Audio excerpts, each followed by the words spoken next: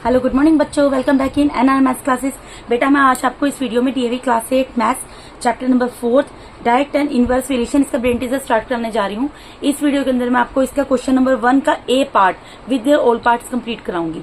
तो चलिए देखते हैं क्वेश्चन नंबर 1 के ए पार्ट में क्या बोल रहे हैं। इसमें बोल रहे हैं बेटा टिक द करेक्ट ऑप्शन। आपको कुछ ऑप्शन दिए गए हैं, ठीक है। एज यू कैन सी कि there are so many options, 4 options are there and you have to choose only one of them which is appropriate correct, ठीक है। तो क्वेश्चन नंबर 1 के ए पार्ट में क्या है, both and x are in direct proportion. आपको यहाँ पर ये बोल रहे हैं कि एक्स और वाई जो वेरिएबल है वो कौन से प्रोपोर्शन में, proportion and variation both are the same things, वो डायरेक्ट वेरिएशन में है, डायरेक्ट प्रोपोर्शन में एक ही बात होती है। Then 1/x and 1/y are. तो आपको ये बताना है कि 1/x एंड 1/y वो किस टाइप के प्रोपोर्शन में होंगे या किस तरीके के वेरिएशन में होंगे, डायरेक्ट वेरिएशन में होंगे या फिर इनवर्स वेरिएशन में होंगे। तो आपको यहाँ पर ये चीज समझनी है बेटा क्योंकि मुझे यहाँ पर किसकी बात की गई है, 2 वेरिएबल की। मैंने बॉक्स बना के रख लिया क्वेश्चन पढ़ के, तो मुझे वेरिएबल की बात की गई है। जो वेरिएबल बोले हैं पहले मैंने यहाँ पर वो लिख दिए, एक्स एंड वाई बोला है ना, क्योंकि इसका आंसर हम ऐसे डायरेक्ट ओरल तो दे नहीं सकते कि ओरल हम कैलकुलेशन कर ले और इसका आंसर दे दे। ये हमको करके देखना पड़ता है, तब हम बता सकते हैं कि इनमें कौन सी स्टेटमेंट सही है और कौन सी गलत है, ठीक है। तो बेटा क्योंकि यहाँ पे 2 वेरिएबल दिए थे एक्स एंड वाई, मैंने वो लिख दिया। उसके बाद ये क्या बोले, डायरेक्ट प्रोपोर्शन। डायरेक्ट वेरिएशन के अंदर क्या होता है बेटा, अगर एक चीज की वैल्यू बढ़ती है तो दूसरे की वैल्यू बढ़ती है, अगर एक चीज की वैल्यू घटती है तो दूसरे की वैल्यू भी घटती है। सपोज करो मैं यहाँ पर 2 लिख देती हूँ। अब 2 को 2 से मल्टीप्लाई किया मैंने 4 आ गया, फिर 2 का टेबल 3 तक काउंट किया, मतलब 2 को 1 से मल्टीप्लाई किया 2 आया, 2 को 2 से मल्टीप्लाई किया 4 आया, 2 को 3 से मल्टीप्लाई किया 8 आया, 2 को 4 से मल्टीप्लाई किया यहाँ पर 3 आ गया। अब इस तरीके से y की लेन में मैं 3 लिख देती हूँ।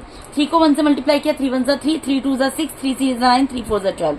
आप सोचेंगे मैंने ऐसे क्यों लिखा, बेटा मैंने इसलिए लिखा है क्योंकि मुझे यहाँ पर बोला है कि एक्स एंड वाई जो है दोनों डायरेक्ट प्रोपोर्शन में है। ये मैं आपको समझाने के लिए सोल्यूशन निकाल के दिखाऊंगी कि आप इसका आंसर इजीली फाइंड आउट कर सके कि ये अब इसका आंसर ये जो 4 ऑप्शन है इनमें से कौन सा करेक्ट आंसर होगा, ठीक है। तो आपको ये पता है ना, आपको सिर्फ एक ही स्टेटमेंट दिया है कि एक्स और वाई जो है वो डायरेक्ट प्रोपोर्शन में है, और आपको ये बताना है कि 1/x और 1/y का फिर आपस में क्या रिलेशन होगा इन चारों में से, ठीक है। तो पहले हम एक्स और वाई की बात करते हैं। अब ये देखो डायरेक्ट प्रोपोर्शन में कैसे हो गया, मैंने इस तरीके से इसको लिखा है। अब ये देखो इसमें जो अगर हम इनको लोएस्ट फॉर्म में लिखते हैं, लोएस्ट फॉर्म में लिखते हैं तो 2/3 तो अपनी लोएस्ट फॉर्म में है क्योंकि ऊपर नीचे ये अब किसी भी टेबल से कैंसिल नहीं होगा।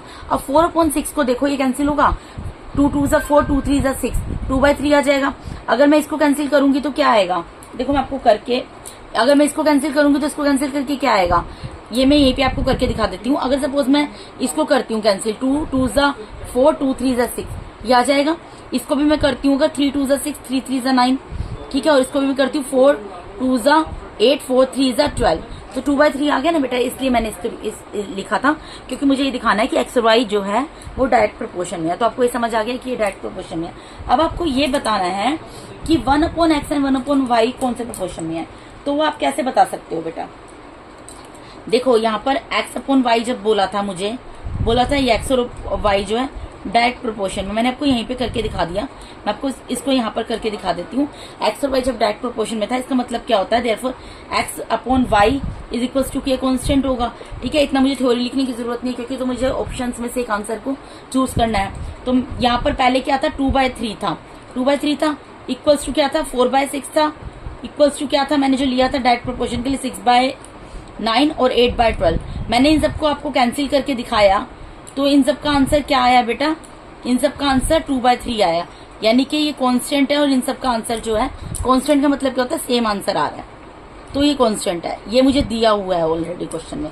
अब मुझे यहाँ पर ये बोल रहे हैं कि क्या 1/x और डिवाइडेड बाय 1/y ये कौन से प्रोपोर्शन में है, ये हमें फाइंड आउट करना है, ठीक है। तो हम कैसे करेंगे बेटा, आप सोचो यहाँ 1/x की वैल्यू में क्या लिखूंगी यहाँ पर, इसका मतलब क्या है, आप पहले इसको समझो। इसका मतलब क्या है कि कांस्टेंट, अगर मुझे ये चेक करना है कि डायरेक्ट प्रोपोर्शन में है कि नहीं है तो मुझे क्या करना पड़ेगा, इसको कांस्टेंट लिखना पड़ेगा, is equals to k constant. अब 1/x की जगह मैं क्या लिख सकती हूँ, यहाँ पर आप देखो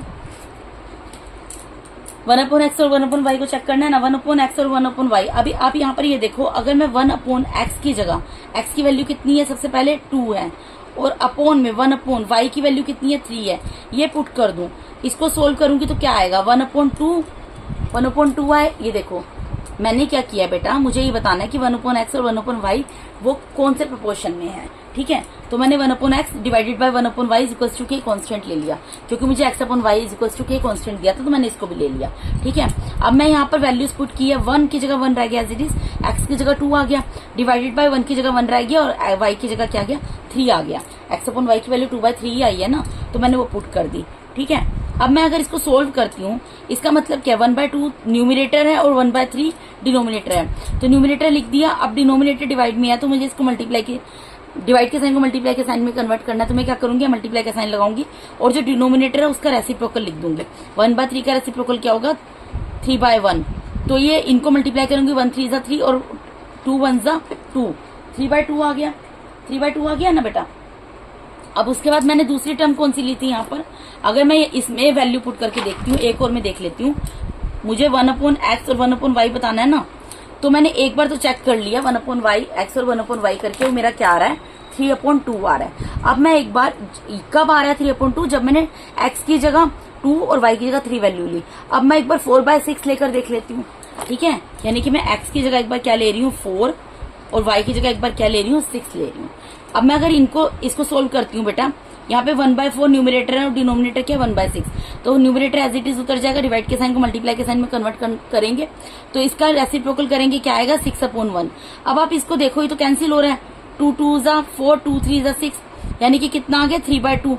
तो आपने ये देखा कि जब मैंने 1/x और 1/4 का प्रोपोर्शन चेक किया, जब वैल्यूज डिफरेंट रख के चेक किया, जब 2/3 वैल्यू रखी तब भी 3/2 आया, और जब एक बार वैल्यू 4/6 रखी तब भी क्या आया 3/2 आया।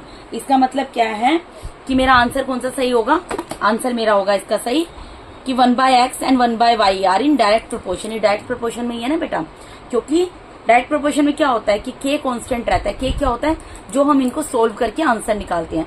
तो जब मैंने 1/x और 1/y की जगह एक बार x की जगह 2 और एक बार 3 रखा, और एक बार x की जगह 4 और x की जगह y की जगह 6 रखा, तब मेरा आंसर 3/2 आया। इसका मतलब मेरा अगर मेरा x एंड y जो है डायरेक्ट प्रोपोर्शन में है, तो मेरा 1/x और 1/y भी डायरेक्ट प्रोपोर्शन में होगा। ठीक है जी, तो इसका आंसर होगा आपका फर्स्ट पार्ट। ठीक है, अब सेकंड क्वेश्चन देखते हैं, सेकंड पार्ट में क्या बोल रहे हैं। सेकंड पार्ट में बोल रहे हैं if two quantities x and y vary inversely with each other, अगर दो क्वांटिटीज है कोई x एंड y, वो एक दूसरे के साथ वेरी इनवर्सली, इनवर्सली मतलब इनवर्स वेरिएशन है, अगर दो क्वांटिटीज x है y और उन दोनों के बीच में इनवर्स वेरिएशन है, तो आपको ये बताना है कि चार ऑप्शन दिए हैं कि x/y रिमेन्स कांस्टेंट, ये आंसर होगा, या x - y रिमेन्स कांस्टेंट, ये आंसर होगा, या x+y रिमेन्स कांस्टेंट, ये आंसर होगा, या बेटा इसको पूरा सोल्व करके दिखाने की जरूरत नहीं है, क्योंकि हमारी बुक में ऑलरेडी मेंशन है कि जब कोई भी दो क्वांटिटीज x y हो, कोई भी वेरिएबल हो सकते हैं क्वांटिटीज में, या a b हो, कुछ भी हो, अगर वो इनवर्स वेरिएशन में होता है तो उसका आंसर क्या होता है x and y remains constant, x और y रिमेन्स कांस्टेंट रहते हैं। जैसे मैं आपको यहाँ पर क्या कहना चाह रही हूँ, इफ हमने पढ़ा है ना, if x and y vary inversely, तो क्या होता है x multiply by y is equals to k constant, यही होता है ना। देयरफॉर ऐसा तो नहीं होता कि x डिवाइडेड बाय k हो, या फिर x माइनस k हो, या x मल्टी इनवर्सली है ना, ये इनवर्सली में बेटा ये आएगा, सॉरी मैंने गलती से इसमें टिक कर दिया फर्स्ट वाले में, इसका आंसर आपका फोर्थ। ठीक है, तो आंसर नंबर कौन सा आएगा, इसका फोर्थ आएगा, क्योंकि हमने यही पढ़ा है ना कि अगर x और y वेरी इनवर्सली होता है तो क्या होता है x multiply by y remains constant, ये कांस्टेंट रहते हैं। ठीक है, तो इसका आंसर क्या है, आंसर नंबर फोर्थ आ गया। बेटा देखिए आप सी पार्ट में मूव करते हैं। सी पार्ट में क्या बोल रहे हैं, both P and Q very directly, यहाँ पर क्या पी एंड क्यू जो है वो वेरी डायरेक्टली है, यानी कि डायरेक्ट वेरिएशन की बात कर रहे हैं with each other. When P is 10, मैंने पी और क्यू यहाँ पर लिख कर रख दिया है, जब पी 10 है तो क्यू की वैल्यू कितनी है 15 हमें दिया हुआ है, तो which of the following is not a possible pair of corresponding values of P and Q. तो यहाँ पर बोल रहे हैं कि ये जो पेयर दिए हैं 15 एंड 20, 20 एंड 30 और 2 एंड 3 एंड 5 एंड 7.5, इनमें आपको बताना है कौन सा जो है वो डायरेक्ट वेरिएशन का एग्जांपल नहीं होगा। तो उसके लिए मैं यहाँ पर वैल्यूज पुट कर देती हूँ। एक बार 15 लिख दिया, यहाँ पर 20 लिख दिया, यहाँ पे 20 लिख दिया, यहाँ पे 30, जो मुझे दिए हुए ऑप्शंस मैं वो लिख रही हूँ यहाँ पर 2 लिख दिया, यहाँ पर 3 लिख दिया, यहाँ 5 लिख दिया, यहाँ 7.5 लिख दिया। अब मुझे यहाँ पर क्या बोल रहे हैं बेटा, इस क्वेश्चन में मुझे बोल रहे हैं since P and Q vary directly, direct variation में है, इसका मतलब क्या होगा बेटा, therefore x upon y is equals to k आना चाहिए कांस्टेंट। यही मतलब निकलता है ना, अगर डायरेक्ट वेरिएशन है तो इसका मतलब क्या है, x upon y is equals to k आएगा कांस्टेंट। अब मुझे वैल्यूज क्या क्या दी हुई है बेटा, मुझे ये चीज बोली है, अब मुझे चेक करना पड़ेगा इन सबका। देखो p upon q equals to, पहले p अपॉन q क्या बोला है, मुझे सबसे पहले क्वेश्चन में बोला है कि अगर p 10 है, अगर p 10 है तो q 15 है। अब इसको कैंसिल करके देखो ये क्या आता है, 5 2 is 10, 5 3 is 15, यानी 2/3 आ गया। यानी कि अब इनमें से जिसका आंसर 2/3 नहीं होगा वही मेरा करेक्ट आंसर होगा। यही चीज बतानी है ना बेटा, इस क्वेश्चन के अंदर ये बोला आपको कि P एंड Q जो है वो डायरेक्ट वेरिएशन में है, अगर P 10 है तो Q की वैल्यू 15 है। आपको ये बताना है जो 4 ऑप्शंस आपको दिए हैं, इनमें से इन 4 ऑप्शंस में से कौन सा ऑप्शन ऐसा है जो कि डायरेक्ट वेरिएशन का एग्जांपल नहीं है। तो पहले तो मैंने ये देख लिया कि P अपॉन Q को कैंसिल करके कितना आना चाहिए, 2/3 आना चाहिए। अब आप इनको यहीं पे कैंसिल करके देख लो। अगर मैं इसको कैंसिल करती हूँ बेटा, ये क्या होगा, 5 3 15, 5 4 20, 3/4 आ रहा है। इसको कैंसिल करूंगी, 0 से 0 कैंसिल आगे 2/3 आएगा। ये 2/3 ऑलरेडी है, और ये 5 अपॉन 75 है ना, इसको मैं यहाँ करके दिखा देती हूँ आपको एक बार। मुझे P अपॉन Q क्या दिया हुआ है, 5 डिवाइडेड बाय 7.5, ठीक है। यहाँ पॉइंट अगर मैं हटाती हूँ तो यहाँ पर 10 चला जाएगा ऊपर। अब इसको कैंसिल कर लो, 5 1 5 एंड 5 1 5, 5 5 15। अब इसको कैंसिल कर लो, 5 3 15, 5 2 10, तो इसका आंसर भी 2/3 आ गया। यानी कि इसका मतलब क्या निकलता है बेटा, ये जो 4 ऑप्शन दिए ना, इन ऑप्शंस का आंसर, जिस ऑप्शन का आंसर 2/3 नहीं आ रहा वही मेरा करेक्ट आंसर है। तो जब मैंने 20/3 को सोल्व किया तब मेरा 2/3 आ गया, ठीक है। जब मैंने 2 एंड 3 को सोल्व किया 2/3, ये तो ऑलरेडी है ही। जब 5 एंड 7.5 को सोल्व किया तब भी मेरा 2/3 आ गया। लेकिन जब मैंने 15 एंड 20 को सोल्व किया तो मेरा 3/4 आया, यानी 15 एंड 20 जो है वो डायरेक्ट वेरिएशन में नहीं है। तो इसका इसका आंसर होगा ऑप्शन नंबर 1, 15 एंड 20। ठीक है, आपको समझ आया क्यों है। अब उसके बाद डी पार्ट देखिए, यहाँ पर बोल रहे हैं if x and y vary directly, अगर एक्स और वाई जो है वो डायरेक्ट वेरिएशन में है with each other and x is equals to 24, और एक्स की वैल्यू देखो यहाँ पर क्या बोल रहे हैं, सीन्स, मैं लिख देती हूँ, since x and y vary directly. अभी आपको क्वेश्चन समझा रही हूँ मैं, पहले मैंने पहला सेंटेंस पढ़ा, उसके बेस पे लिखा है कि एक्स और वाई जो है वो डायरेक्ट वेरिएशन में है, ठीक है। इसका मतलब क्या होता है, इसका मतलब हमें अच्छे से पता है। इसका मतलब होता है x upon y is equals to k. अगर कोई भी दो क्वांटिटीज जो हैं वो डायरेक्ट वेरिएशन में होती हैं, इसका मतलब क्या होता है, पहली क्वांटिटी से दूसरी क्वांटिटी को हम डिवाइड करते हैं तो उसका आंसर कॉन्स्टेंट आता है। यानी जितनी बार मर्जी अलग अलग न्यूमेरिकल डिजिट दे दी जाए, उनको अगर हम कैंसिल करेंगे आंसर सेम ही रहेगा, ठीक है जी। यहाँ तक की बात होगी। अब यहाँ पर क्या बोल रहे हैं, अगर x 24 हो, यानी अगर मुझे x की जगह 24 पुट कर दूं तो y क्या होगा, यहाँ पर y क्या होगा, when constant of variation is 3। Constant of variation का मतलब क्या होता है, अगर इसको सोल्व करके इसका आंसर जो है वो 3 आता है, ठीक है। कांस्टेंट ऑफ वेरिएशन का मतलब होता है बेटा कि इसको जो मैं x अपॉन y को सोल्व करती हूँ, जो वैल्यू निकलती है ना, उसको बोलते हैं कांस्टेंट ऑफ वेरिएशन, ठीक है। जो के मैं बार बार रिपीट करती हूँ उसको बोलते हैं कांस्टेंट ऑफ वेरिएशन। तो कांस्टेंट ऑफ वेरिएशन मुझे आंसर ऑलरेडी दिया हुआ है 3।